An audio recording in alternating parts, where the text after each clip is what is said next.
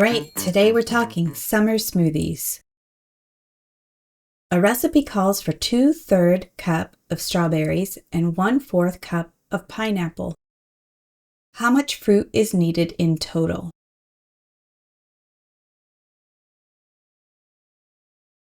right, let's think about the important information in this problem. So 2/3 cup of strawberries are needed and 1/4 cup of pineapple is needed. And the question is asking us how much fruit is needed in total. So how much in total? Go ahead and pause the video now and try it yourself, and then come back to see how we solve it. Okay, I'm going to start by writing down all of the important information. 2/3 cup strawberries, 1/4 cup pineapple,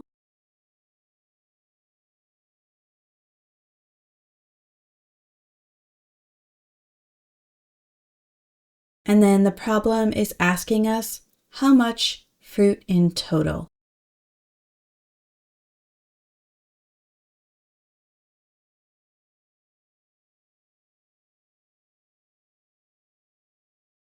So, if we're looking for how much fruit in total, we need to add 2/3 and 1/4.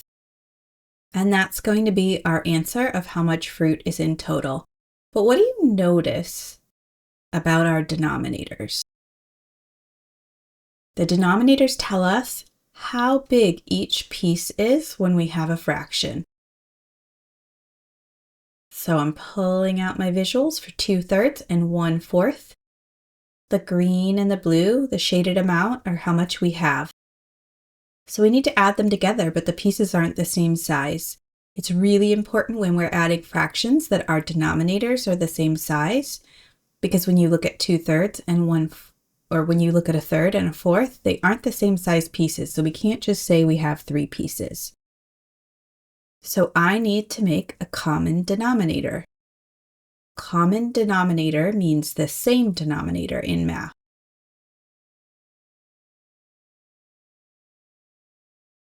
Swallow. We must have the same number on the bottom of the fraction in order to add or subtract. So I'm going to take each fraction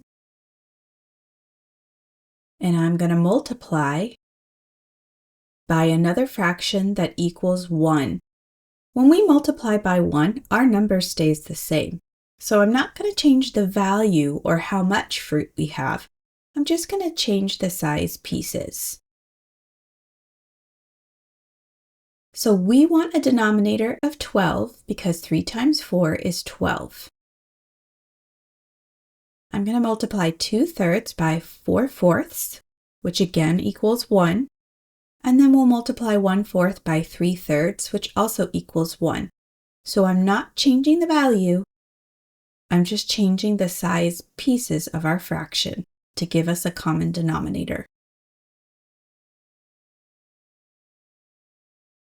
So when we multiply by 4/4, what we're doing is we're cutting each piece into 4. If you look at my diagram, it's a little messy, but you get the idea. We're cutting each piece into 4, and now we still have the same amount, but they're 12ths.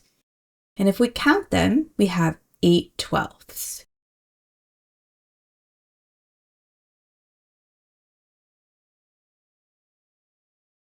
And now if we look at the 4th, when we multiply by 3/3, we're cutting each section into 3.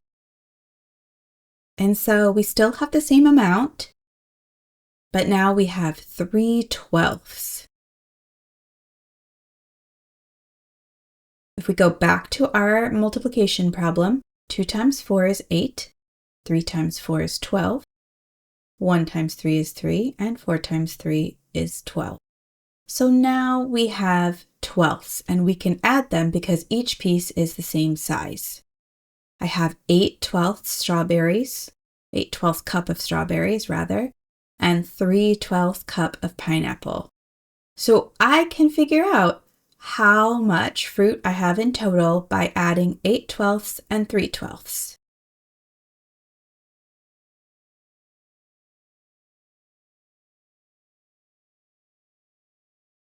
I just need to shrink this down a little bit so I have more space to work with. If you're working on paper, you can always turn over to the back. And then I'm going to add 8/12 plus 3/12. And when we add fractions, we add the numerators, but not the denominators, because that just tells us how big or how small our pieces are. And now the total is 11/12.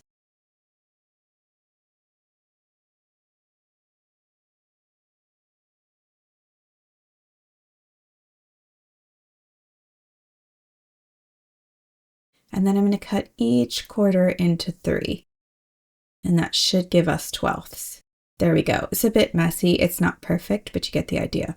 So there's 12 total slices.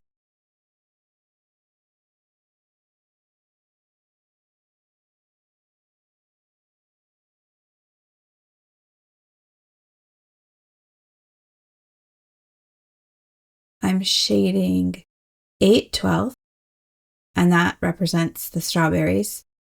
And then I'm going to shade 3/12, and that represents the pineapple. And when you look in total, we have 11/12.